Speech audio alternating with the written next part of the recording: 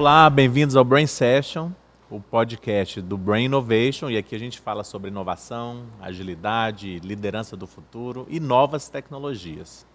Se você ainda não nos avaliou lá no Spotify, dê 5 estrelinhas lá para nós, ou um like no YouTube, e quem ainda não nos segue nas redes sociais, nós estamos no TikTok e também no Instagram com @Brain Session. Hoje nós estamos aqui na mesa e o nosso tema de hoje vai ser Startups no Agro. Nós estamos aqui com o Jota, CSO e CIO da Zeus. Bem-vindo, Jota. Obrigado, gente. Prazer estar aqui com vocês. Obrigado pelo convite. E vamos aí bater um papo bom junto aí, ver o que nós conseguimos desenvolver.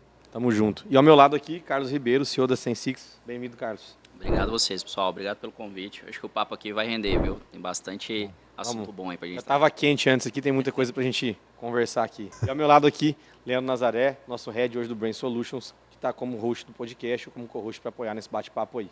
Puxa a cadeira, coloca o fone de ouvido e vem para mais um Brain Sessions. Bora lá, Nasa. Bom, a gente entende que o agro ele tem vários desafios, né? Nós somos um grupo tradicional, mineiro, voltado para TI e telecom principalmente, né? Mas também temos negócios no agro e no turismo. Sabemos que os principais desafios do agro estão ligados à pavimentação da conectividade no agro. Quando a gente começou o Brain, a gente tem essa vertical específica que a gente falava de 80% do campo não estava conectado. 7 anos depois, 73% do campo também não está conectado ainda, né? Então, a inovação ela chega primeiro no campo, mas ela precisa trabalhar independente dessa conectividade que ainda está em suspenso, né? A chegada do 5G ajuda esse processo. A gente acabou de ganhar o nosso primeiro projeto de rede privativa em 5G, no Mato Grosso, especificamente para cana. E ali a gente vai exercitar um grande potencial de uma fazenda conectada com um throughput de dados enorme, latência quase que zero, né? E a primeira pergunta que eu queria fazer para vocês dois é quais as dificuldades que vocês enfrentam em relação a isso, né?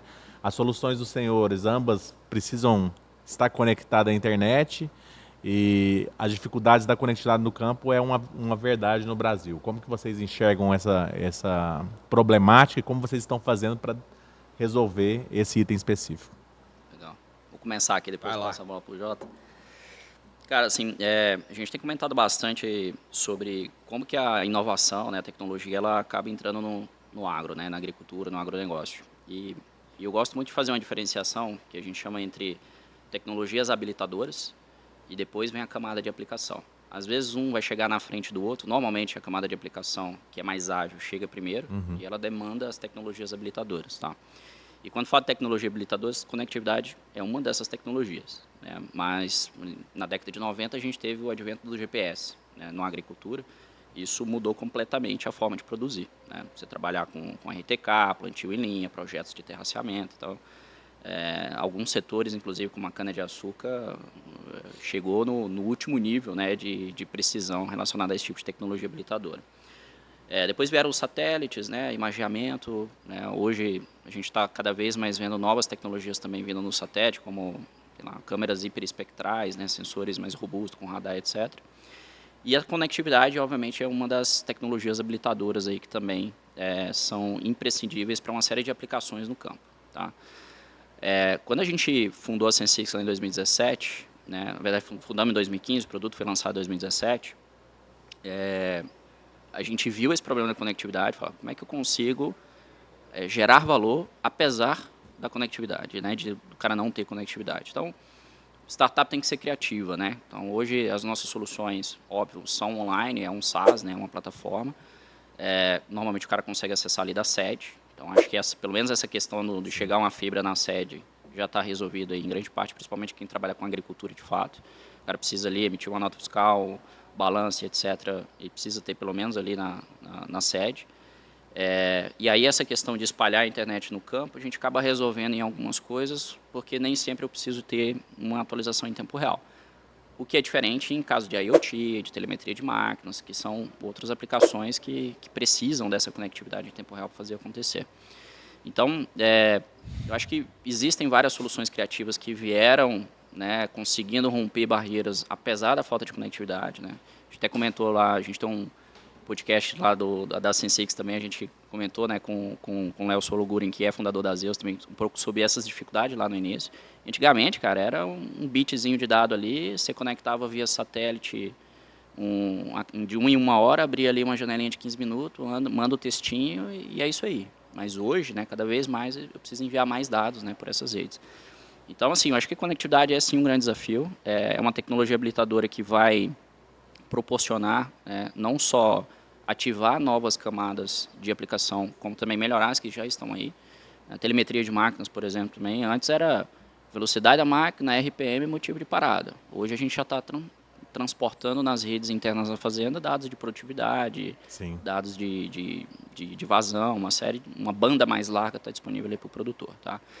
Então, acho que assim, com certeza isso vai, né, evoluindo com o tempo, tecnologias habilitadoras trabalhando com tecnologias de aplicação para melhorar a gestão do produtor, e o produtor também ele vai também ganhando mais maturidade na gestão dele e automaticamente ele vai demandando, né, a implantação desses processos dentro da fazenda. Então, acho que, vamos lá, né, nos últimos 8 anos aí a gente tem visto uma evolução bem interessante, apesar de ainda ter muito mato alto, né, como você falou, mais de 70% ainda não está conectado. Sim.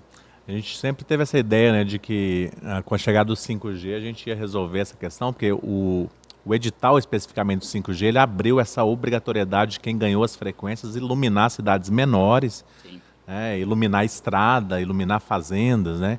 Mas ainda tem um caminho longo, né? Porque se começa sempre pelas cidades maiores, é onde tem o dinheiro, né? Sim. Mas o Brain decidiu parar de falar de 4G/5G, ou a gente já tem pesquisadores em Aveiro estudando 6G aplicado, inclusive à agricultura, às cidades inteligentes, à saúde, para falar de conectividade como um todo, né? Porque você tem satélites de baixa órbita, né?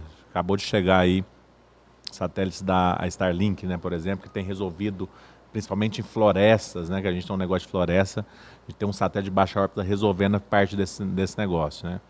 E também a combinação do 4G com o 5G com a rede Wi-Fi, é um caminho, né. Se chega na fazenda, você consegue iluminar com outros modelos, e principalmente estações meteorológicas, você precisa mandar com mais frequência, às vezes, do que o processo da Sensix. Conta aí como que vocês estão enfrentando isso. Exatamente, bicho. Eu ia entrar nesse ponto aí, porque assim, tudo que o nosso amigo Carlos falou aqui faz todo sentido, né?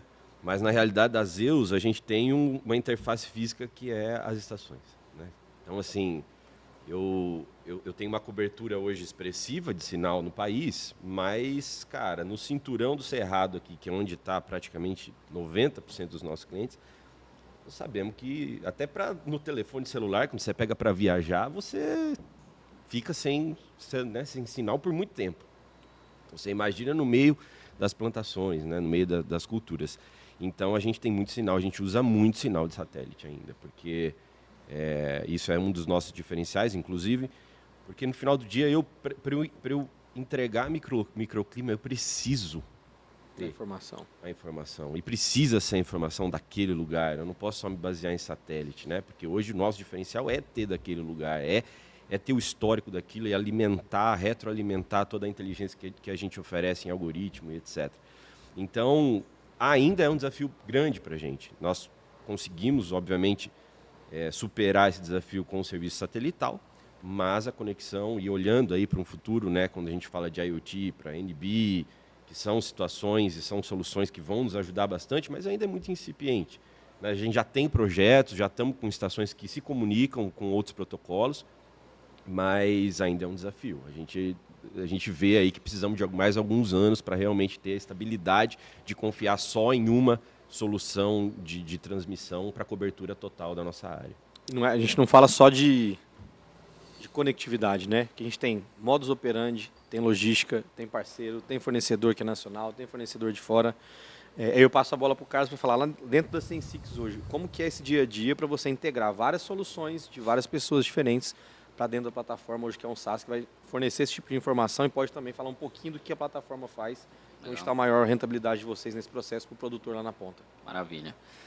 Bom, contextualizando um pouco sobre o que é a Sensix, né? A gente é basicamente uma plataforma, né? Um software como um serviço online que funciona na nuvem, onde a gente consolida uma série de dados agronômicos sobre, né, a lavoura do produtor. Tá? Então, A gente trabalha desde a parte de gestão de fertilidade do solo, né, definindo, planejando os pontos onde tem que ser feita uma amostra, rastreando esse processo pelo nosso aplicativo, que hoje funciona 100% offline, chega na sede no 3G ou no Wi-Fi, sincroniza a informação. A gente trabalha também com dados das máquinas, que hoje, infelizmente, se o cara não tiver conectividade, como é que ele tem que fazer? Pendrivezinho na máquina, puxa o dado, entra no computador, sobe para a nuvem. Tá?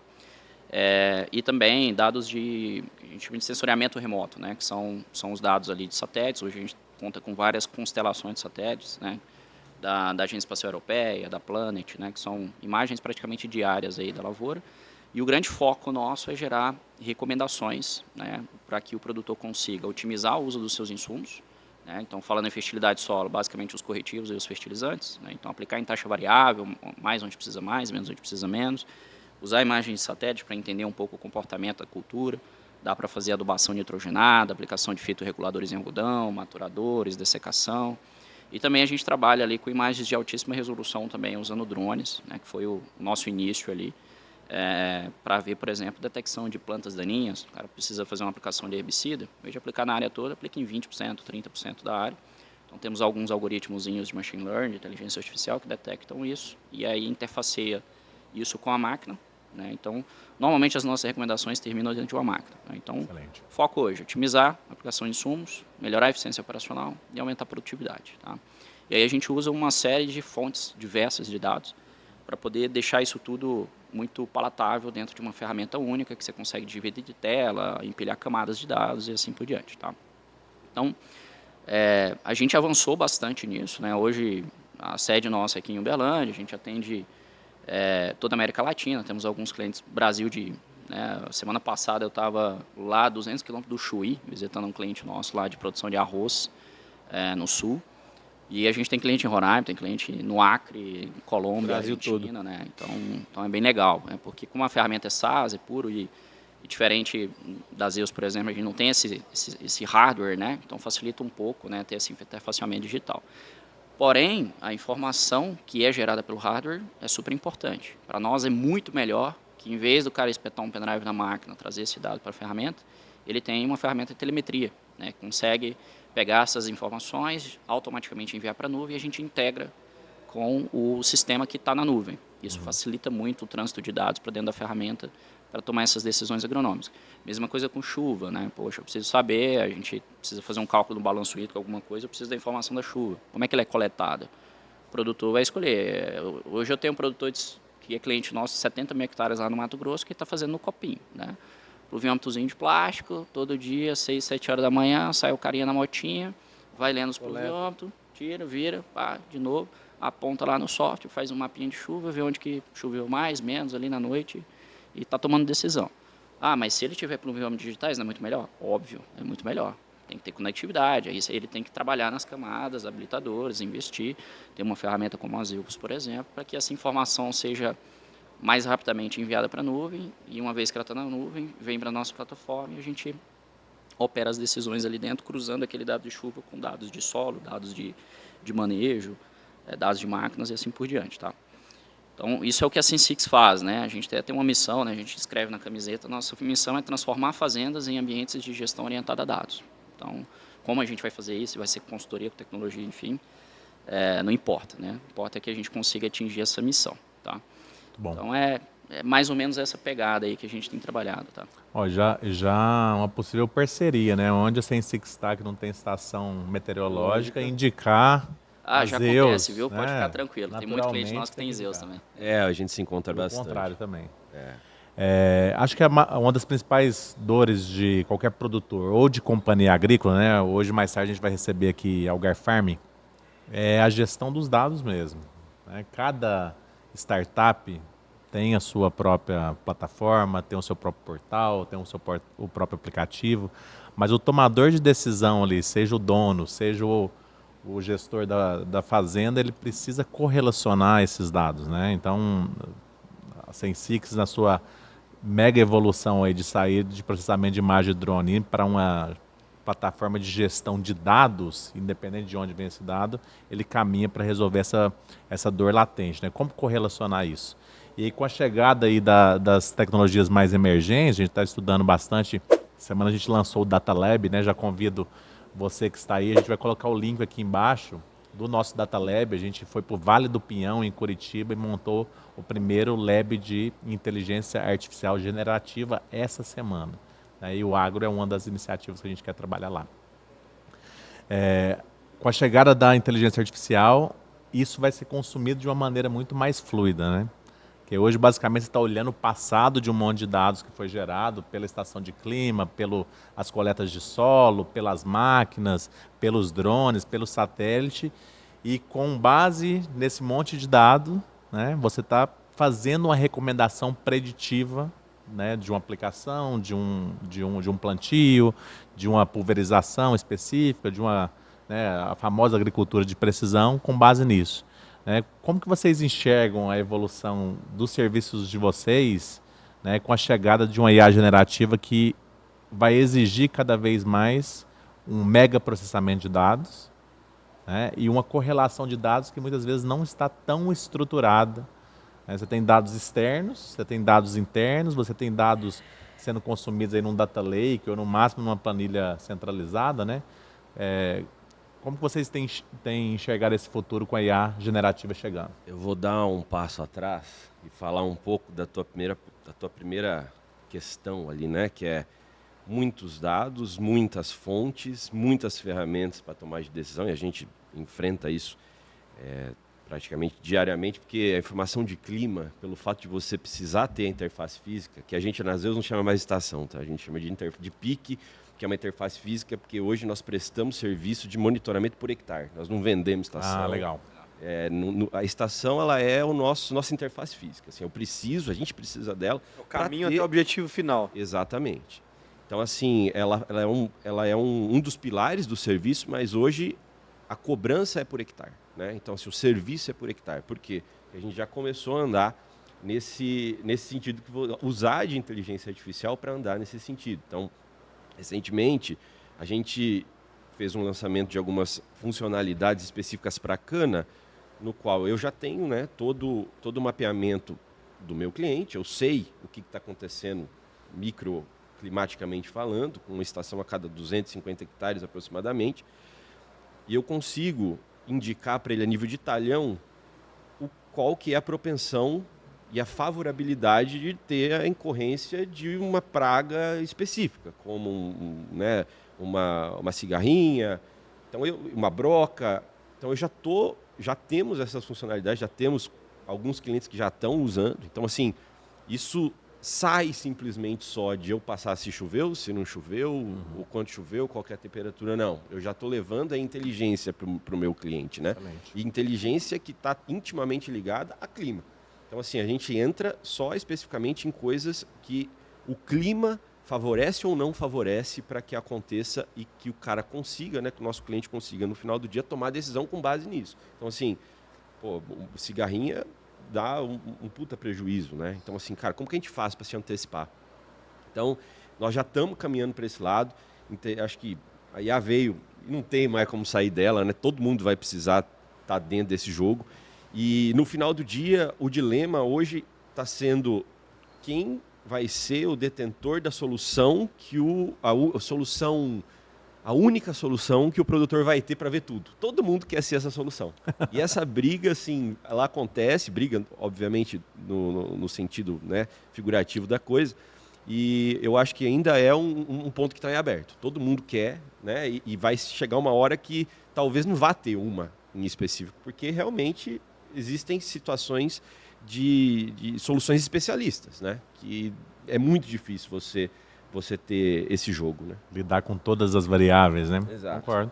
Legal. E talvez está aí, né? A gente ainda não tem um unicórnio no Brasil, né? Do agro, mas pode ser uma aposta de alguém que resolva, de fato, essa dor. Além de correlacionar os dados, predizer, prescrever, né? E isso em tempo real, realmente é um desafio enorme. Porque, só para complementar, desculpa te interromper, mas no final do dia, o grande ouro das empresas, das startups de tecnologia dentro do agro, as agritechs hoje, é dado. Então, assim, chega no ponto que fulano não quer dar o dado para ciclano e tem LGPD no meio que o cliente tem que estar de acordo com essa divisão toda. Então existe esse desafio. Eu acho que a gente tem anos interessantes aí pela frente para entender como que essa cadeia vai se organizar para atribuição de valor em comum para todas as partes, né? Antes de começar o podcast, a gente está falando um pouquinho sobre relacionamento network, né? Falando de feiras como a AgriShow, onde que o produtor está, onde vocês devem estar, onde grandes players do mercado podem estar. E quando a gente fala de tecnologia, onde que hoje a gente tem o pequeno e o médio, né? Tirando um pouco o grande de lado, o pequeno e médio produtor. O que esse pequeno e médio produtor hoje tem de acesso à tecnologia para ter mais produtividade, para ter acesso a dados, como começar esse processo para que ele consiga evoluir e extrair mais produtividade dentro da terra, dentro do trabalho que ele faz no agro. Isso, e se vocês têm esse tipo de cliente, o pequeno e médio, poder citar algum exemplo aí? Cara, até voltando um passo atrás, antes da gente entrar no pequeno e no grande, assim, eu acho que tem uma coisa que a gente aprende como um agtech, como uma startup do agro, é que, beleza, a gente está olhando para o cliente, mas a gente também está olhando para as boas práticas de desenvolvimento de negócio, tecnologia e modelos, né, de atendimento do cliente. E tem um negócio que a gente usa bastante na Sensix, que é o tal dos quick wins. Né? O produtor ele é um cara que ele está num business que é de margem, tá? Ele não controla ali, apesar dele conseguir mitigar um pouco o risco do preço do produto dele, que é uma commodity, ele não controla isso, né? E ele é uma indústria a céu aberto, então ele tem que mitigar também o risco de clima, por isso que o clima é algo super importante para que ele consiga, por mais que às vezes ele não vai controlar o clima, mas ele pelo menos ele consegue mitigar risco e tomar decisões que estão atreladas a isso, né? Essa predição, etc. E aí a distribuição de insumos, né, que é onde que a gente entra bastante, né, como que eu consigo otimizar o custo dele para que ele não desperdice o recurso dele, tá? Todos os produtores, do pequeno ao grande, o médio, de todas as culturas, buscam isso, tá? Óbvio que, putz, eu estou falando com a HF tem particularidades, a cana tem outras particularidades, então cada um tem suas particularidades e cabe a nós, né fazer o termo do Vale do Silício, né, o tal do Product Market Fit, né? Então o produto realmente é ter fit com aquele mercado que está sendo atendido, tá? E aí, cara, eu acho que o mercado de agricultura, de tecnologia, das startups, etc., ele tem uma característica que ele acaba demorando um pouquinho mais para iterar produtos, iterar valor, tá? Por quê? Característica do agro, são safras, né? Então, se eu perco o timing de fazer uma POC, uma prova de coisa dessa, só acabou, é mais um ano, tá? Se você falar com uma fintech ou qualquer outra tecnologia urbana, né, vamos falar assim, no próximo mês você consegue pivotar e fazer acontecer e o negócio está girando. Então, isso faz com que as agtechs acabem demorando um pouco mais para iterar, né? O vale da morte das agtechs é gigantesco, porque justamente você precisa ter fluxo de caixa, você precisa ter uma dinâmica diferente, às vezes fazer receita e break-even logo no começo, e isso faz com que, né, essas iterações fiquem cada vez mais complexas, tá? Então, hoje a gente trabalha com os quick wins, né? Então, nosso carro-chefe hoje é a parte de gestão de fertilidade do solo, tá? É onde 80% dos nossos clientes estão inseridos, usam esse módulo, né? O cara vai precisar de uma ferramenta para fazer gestão, que a gente é o RP, né? Lá na Sensix a gente dividiu em 4 funis, né? Gestão administrativa, que aí vai ter várias plataformas que ele vai trabalhar. Depois ele vai ter a gestão operacional. Dentro do operacional vai entrar máquina, apontamento, vai entrar telemetria, vai entrar no MIP ali, que o cara tem que bater pano e entender, puta, aplico agora, não aplico, né, o manejo integrado de pragas. Ele vai ter um terceiro funil que a gente chama de funil agroclimatológico. Ele acaba ficando um pouquinho separado do agronômico e do operacional, apesar de ter muito sombreamento nisso, mas porque o agroclimatológico ele é um negócio que ele está correlacionado com um fator exógeno à gestão do produtor. Então, ele está mais focado em mitigação do risco do que, de fato, só com a eficiência da operação dele, né? E aí entram, né, startups, empresas de tecnologias como a Zeus, né, e outras que atendem esse nicho. E o agronômico, que é onde a gente está inserido como core, né? Que é entender ali agronomicamente o que está acontecendo para tomar decisões. Aí a gente vê, por exemplo, a Zeus falando de predição de pragas, doenças, já entra um pouco nessa parte. Então, existem esses sombreamentos. E aí o produtor, hoje, ele fica perdido, assim, é tanta coisa que chega para ele, como é que eu monto, né, meu ambiente de dados, né, quais plataformas é necessário ter? Eu já cheguei em produtor, cara, tem 15 plataformas, né, 3 fazendo a mesma coisa, outra 3 fazendo mais... E a pergunta, né, de milhões, ele consegue cruzar hoje para ter um diagnóstico preciso? Sozinho não. Esse é o desafio, ele sozinho ele não consegue fazer. A gente tem, né, a gente montou ano passado, a gente abriu um departamento, a gente pivotou não, na verdade spin-offou um serviço. A gente começou a entender que mesmo os grandes produtores não estavam dando conta de gerenciar essas telas, né, esses dados e cruzar. E muitas das informações, né, das decisões que ele precisa tomar, ele precisa de indicadores de 4, 5 plataformas diferentes para gerar um indicador final para ele tomar uma decisão, né?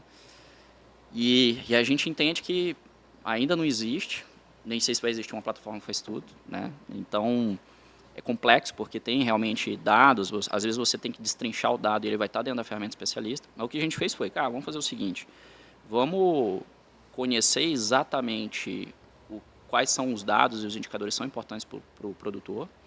Vamos mapear esses processos. A gente pilotou isso com um cliente nosso lá no Mato Grosso, em Nova Ibratã, perto de Sorriso. E ele estava lá com 8 plataformas, tudo. Tinha Sensix, né, tinha várias lá que ele estava usando.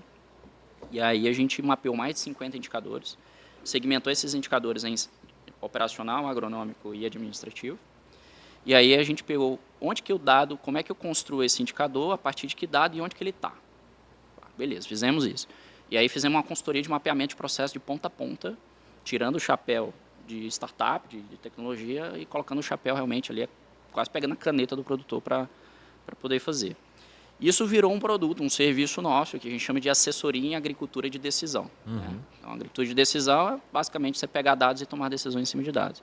E aí foi uma coisa foi puxando a outra, começando a construir data lakes, né? Começando a construir os ETLs, né? Que são as ferramentas de extração de dados, que acessa todas as APIs, constrói isso numa data warehouse, que é de propriedade do produtor, e eu conecto nessa data warehouse várias telas de BI, de Dash, de Power Apps, enfim, dá uma porrada de coisa que eu consigo gerenciar para que lá no COA dele, no centro de operações, que tem várias TVzinhas, ele consiga, em 2 segundos, ter esse indicador pronto na cara dele, mesmo que ele tenha vindo de 5 plataformas diferentes, né?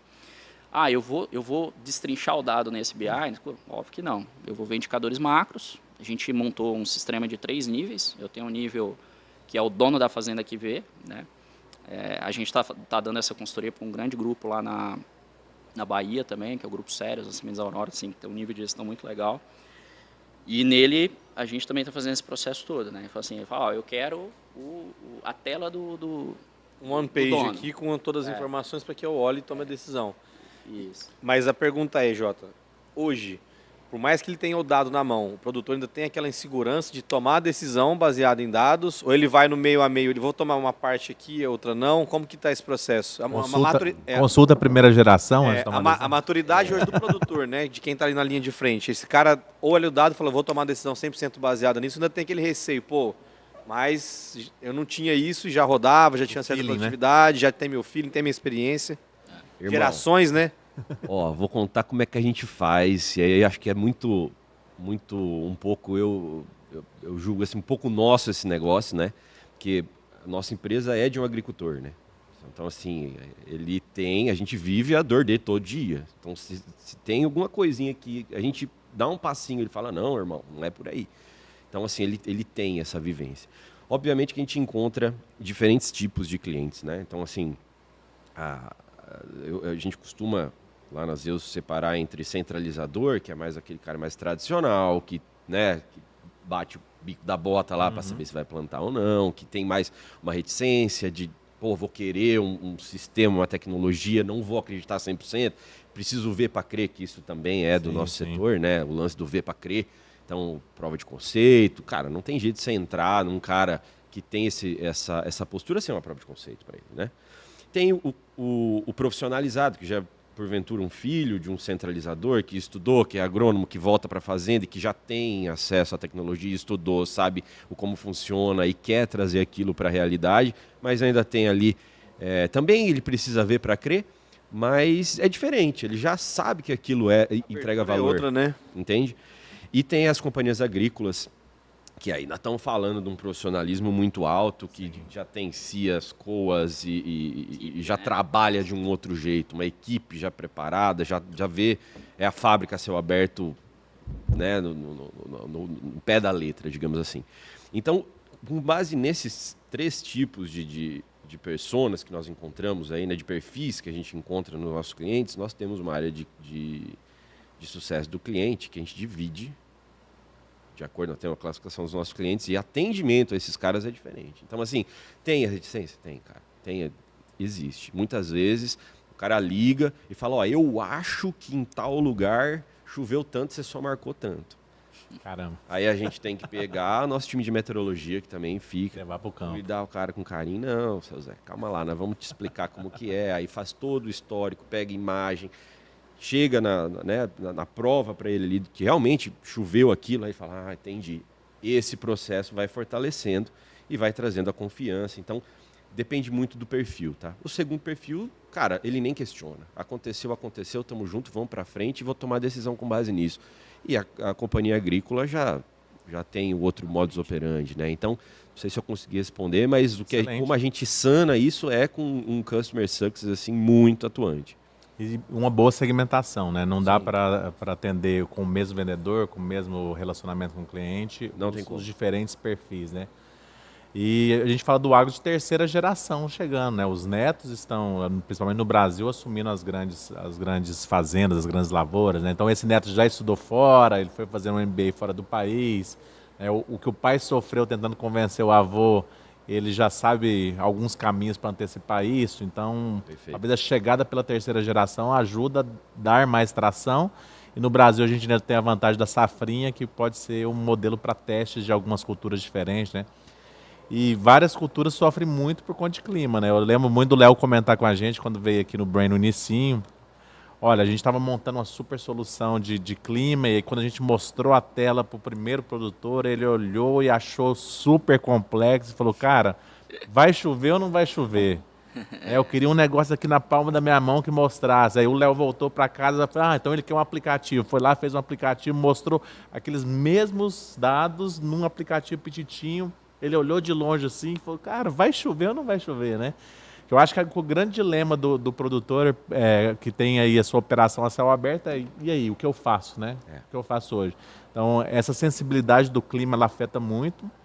E na questão do solo e das recomendações, com certeza, é a principal variável, né? Para surgir tanto mais produtividade ou desperdício, coisas do tipo. Queria que vocês comentassem um pouquinho, assim, do lance do Quick Wins mesmo, assim, o que é mandatório para vocês resolverem para o seu cliente, seja ele pequeno, médio ou grande, que é o seu grande argumento de venda, né? O que a Zeus entrega, independente do tamanho da fazenda, para o cara reduzir o desperdício de produtividade ou não aplicar um insumo que não deveria? O que é o grande mote assim, da Zeus, e depois a Sensi pode falar também um pouquinho deles. Irmão, eu acho que tem 2 pontos. Assim. O primeiro de novo, né? 80% do sucesso de uma safra é clima, né, cara? Então, assim, é incrível. A gente vai muito a campo. É uma empresa de campo. Porque não adianta, é o que você falou, é o que você falou.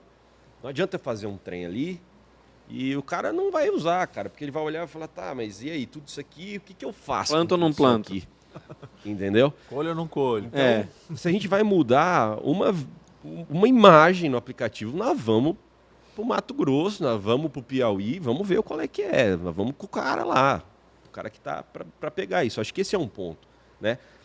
Gerar valor no final do dia é você entregar para o teu cliente aquilo que ele precise do jeito que ele mais consiga extrair o valor daquilo. Então, isso eu acho que é um dos pilares, tá? A gente tem isso muito pautado, meio que ficando clichê a palavra, mas tudo a gente faz baseado em processo de design thinking, né? Porque não tem outro jeito. O cara precisa tirar valor daquilo.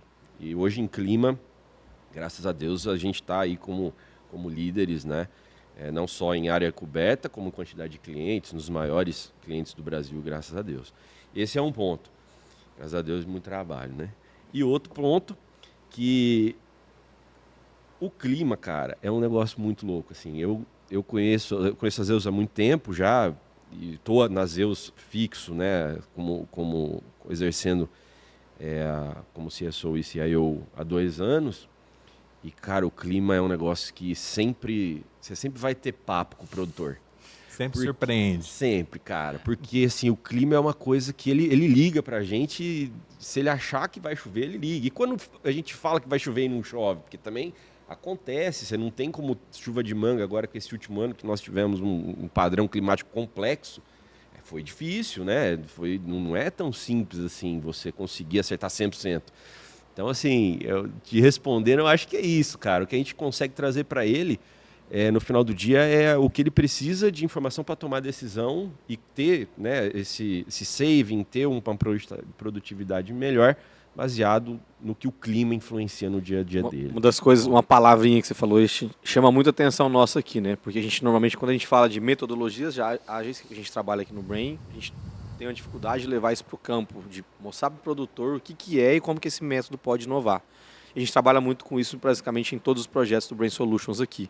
Você falou assim, a gente faz tudo baseado em design thinking. Como que funciona esse processo de aplicar essa metodologia de design dentro do agro para que você consiga levar isso para o produtor ou então achar soluções que vão encaixar, seja no processo de desenho de experiência do cliente, de customer service, ou até mesmo de criar uma nova solução dentro da Zeus que vai atender o cara que está lá na pronta. Conta pra gente como que você casa esse design lá dentro da Zeus com uma entrega final lá pro seu cliente. Legal, vamos lá. Cara, vou dar um passinho atrás e contar um pouquinho de história, porque como eu conheci a Zeus foi fazendo um processo, eu era consultor na época e eu fiz um processo de design to value para eles, né? Que foi logo no começo das 6 anos atrás. Então, eu conheci a Zeus fazendo isso, né? Então, foi muito legal. E hoje tô aqui e vim para a Zeus para continuar esse trabalho. Recentemente a gente teve um evento de design para desenvolvimento do nosso roadmap de funcionalidades aplicadas a grãos e algodão e fizemos uma reunião com produtores, com consultores, parceiros, né, que são hoje clientes nossos, de todos esses 3 tipos, como eu mencionei que a gente classifica, e também não clientes, de todos esses 3 tipos, mas que são parceiros, mas não são clientes ainda. Fizemos esse grupo e fomos para esse evento. E tinha uma galera lá de algumas multinacionais que não são do agro, né, que são de tecnologia e tal. E a gente fazendo toda a dinâmica dentro da sala e tal. E o cara parou, ficou olhando assim. Aí na hora que deu o intervalo, ele falou, cara, a gente está tentando fazer isso faz uns 10 anos que a gente quer entrar no agro, mas a gente não dá conta de fazer isso aí. Nós não conseguimos extrair o que vocês estão extraindo aqui desses caras.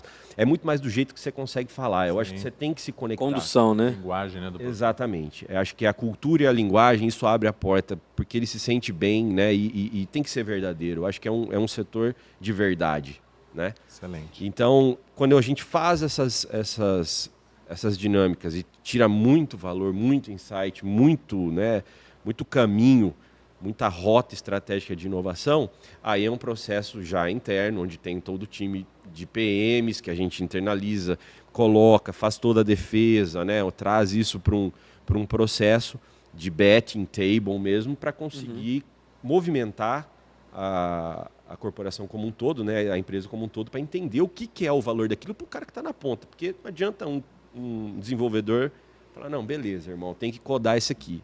Mas o que eu vou fazer com isso aqui? O que o cara lá na ponta vai fazer? Então essa contextualização ela é muito importante. É mais ou menos assim que a gente toca hoje, tá? Pois eu quero que você fale dos Quick Wins, mas antes eu vou fazer o jabá aqui da Brain Solution. A Brain Solution apoiou a Zeus após essas sessões de design, a priorizar backlog. Sim. A gente já falou sobre backlog aqui nos episódios anteriores, mas dentro do ágil, basicamente, depois que você ouve o seu cliente, né, vai a campo, roda uma sessão de design, você tem um processo de refinamento de tudo que saiu ali de ideias. Pode ser que saiu 100 ideias diferentes, para cada pequeno, médio ou companhia agrícola, você tem módulos diferentes para o seu sistema, né? E uma das artes, né, do processo de design, combado com a parte de PM ou POs, né, é o refinamento e detalhamento do backlog. Então, se você quiser conhecer um pouquinho mais depois sobre isso, a gente pode falar, mas é um olhar voltado para o valor entregue. Esse mantra de o cliente centrado na mesa do squad e que você tem que entregar aquilo que mais gera valor e aquilo que é mais importante, do mais importante, do mais importante, tem que ser o mantra tanto da inovação quanto das agtechs. Não dá para fazer tudo, né? O Carlos começou a falar lá, olha, eu selecionei alguns Quick Wins e eu entrego isso em uma tela. Né? Isso é o que importa. E o produtor, né, 6 anos depois, ele continua falando, cara, e aí, vai chover ou não vai chover? E é só isso, né? Então, se vocês quiserem conhecer um pouquinho mais, é só nos chamar aí no direct, pra gente bater um papo sobre isso. Mas vai lá, Carlos, fala um pouquinho dos Quick Wins, aquilo que é o seu grande argumento de venda aí para o produtor e aonde que mexe o ponteiro ali da produtividade.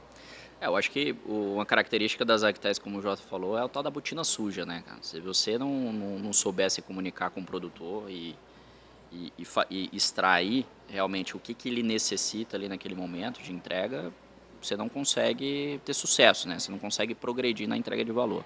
A gente faz muito isso também, né? Design Thinking. A gente fez até comecinho do ano, a gente faz uma reuniãozinha estratégica e um dos pontos que a gente coloca é, e aí, qual que vai ser o roadmap 2024, né? O que nós vamos fazer?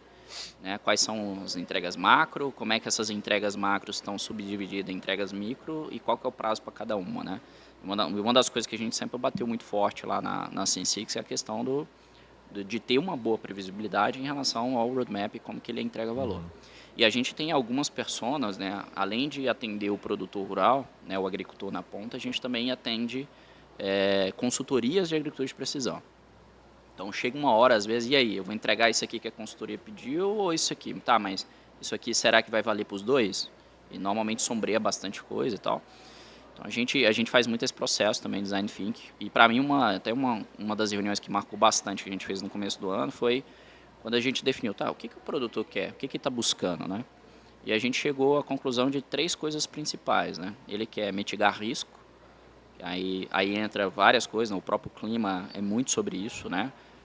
Mercado, nós estamos vivendo, acho que assim, nos últimos 12 meses, o que é isso, cara? Tá um caos, assim, commodity baixando, né? Preço, o clima dessa safra, eu acho que fazia uns bons anos que a gente não tinha tanto problema com o clima, replantio, aconteceu pra caramba também. Depois de mitigar risco, ele quer ter controle da mão de obra, dos apontamentos, da eficiência da operação dele, então controlar para entender o produtor, como ele é um negócio de margem, ele precisa controlar muito bem o custo. Né? Então, beleza, controle e por último o ROI, né? Retorno de investimentos. Então, apliquei aqui, quanto que eu estou conseguindo ganhar e extrair de valor disso financeiramente, né? Lucratividade. E aí, em cada uma dessas vertentes, a gente falou, tá, o que eu posso entregar em cada uma delas? O que eu posso entregar mais dentro de cada uma delas e gerar quick wins para ele, né? E você tem que estar sempre inovando, cara. Assim, óbvio que a gente, né, como agtechs, tem isso na nossa cultura, tá o tempo inteiro falando com o cliente, inteirando. A gente costuma brincar que lá no comecinho, lá quando a gente entregou o beta do FieldCAM, na nossa plataforma em 2017, foi a única coisa que nós construímos sozinhos. Dali para frente, é só coisa que o produtor veio trazendo. Excelente. Inclusive, a maioria dos grandes cases de sucesso que a gente faz foram coisas que o produtor descobriu que dava para fazer com a nossa plataforma. E a gente não sabia, né? Falou, pô, isso aí é legal. Tem um dos vídeos que a gente coloca lá no nosso site, que é um produtor lá de Guarda-Mó. Falou assim, cara, se eu pegar essa imagem aí, vetorizar ela e transformar em 3 níveis de vigor, será que eu consigo aplicar uma cauda nutricional só onde a soja teve um pouquinho de problema? Ele falou, acho que dá, hein? Aí ele foi lá, ele mesmo fez, ele botou na máquina e ele ainda gravou para nós, para mostrar para nós como é que funcionava. Falei, pô, velho, que negócio fantástico, né? Então, melhor vendedor aí. E aí o próprio produtor vai vendendo. Sim. O agro é muito né? forte nessa questão de prova social, né? Então a gente faz muito case, né? Vai lá, entra na máquina junto com o produtor, faz a aplicação, mostra aplicando. Então isso é muito legal. E a gente está fazendo isso o tempo inteiro, né? E vai gerando valor. Pô, o produtor falando que fez aqui, ele economizou, gerou valor para ele, é fantástico, tá?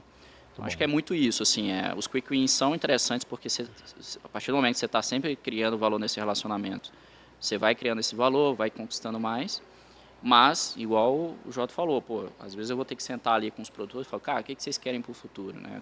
Como é que vocês olham a fazenda de vocês daqui 10 anos, daqui 5 anos? Né? O que ainda falta? Essa questão da interação de várias plataformas é uma dor latente que a gente só ouve isso há anos, né? Pô, beleza, eu já tenho todas as plataformas, Zeus é top, eu consigo mitigar muita coisa aqui, tomar bastante decisão, Sensix é massa aqui, dá para fazer isso. Então, ele vai tendo vários quick wins, né? Mas chega uma hora ali e falou, tá, mas e agora? Qual que é o próximo passo, né? Então, a gente está sempre iterando também, tem muito essa pegada aí de sempre trabalhar com o produtor, ser assertivo nas entregas, né? E eu acho que isso talvez é o ouro de qualquer agtech que quer ter sucesso no mercado. E ter paciência, cara, porque mexer com agronegócio não é fácil, não, cara. Imagino. Muito bom. Pra gente fechar aí o podcast, falando um pouquinho de futuro, né?